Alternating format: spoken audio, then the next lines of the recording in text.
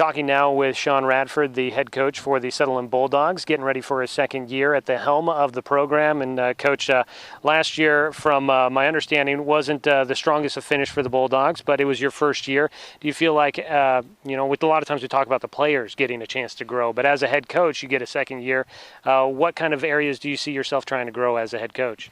I think a lot of it is, one, getting to know kind of the kids that we have, the program that we're dealing with. How can we get more numbers out? How can we be more effective in using the time out here on the field? I think this doubles, we've already been a lot more efficient with our time. And then from there, it's, just continuing to grow and learn and do your film work and getting to know teams. And, that's going to be a challenge moving into the new league. Obviously, we're kind of starting from scratch there, but it's just kind of continuing to work to improve in every way that you can, I guess. What are some of the challenges of moving to a new league? Obviously, you were a new coach last year, so you might get an experienced coach that knows kind of what some of the other coaches around the league do. Then you move to a new league, and as you're starting to get used to some of the coaches down there, now you're moving to a new league and have to learn everything again. What are some of the biggest challenges for a coach moving to a new conference? Well, I think there's always that just kind of mystery around teams. You never know what to expect. Teams that you play in the past, you can maybe pull out that film and see if they have the same coaches, see what they do a little bit, and try to scout a little bit around that. But going into a new league, there's going to be a lot of challenges that way. The Sky M's going to be good top to bottom. Cottage Grove and Sweet Home and Junction City Elmira Sisters, they all compete. There's a lot of big schools up there, and so it's just going to be a challenge for us every week. But I like the group that we're taking into that challenge. As for that group, tell me some of the strengths and weaknesses for this squad this year. I think we're going to be a well-balanced group, and I think it really starts out with our offensive line. Last year there was a lot of stuff thrown to them, and I think, just another year under their belt. Basically all of them have some sort of experience returning this year, and so I think just that year under their belt, they're not worrying as much about, what are the plays, but, what can I do? What are the concepts? How can we be more crisp in doing our jobs?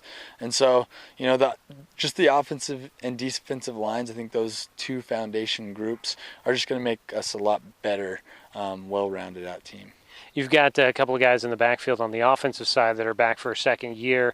Specifically at quarterback, you might think that might help you get a chance to be a little bit more creative with the offense. Is that something you've tried to do, maybe put a little bit more on your quarterback as he's back for a second year?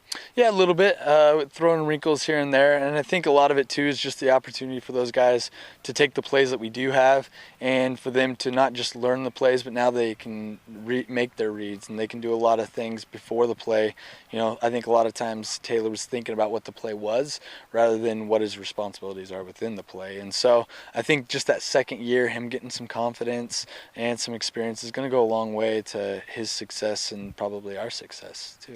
You're talking about the defensive line a little bit as well, and it seems like line play is a big issue for a lot of schools this year. Already talking to a bunch of coaches saying, hey, we think we're best up front, and it seems like that's a thought that's echoed here.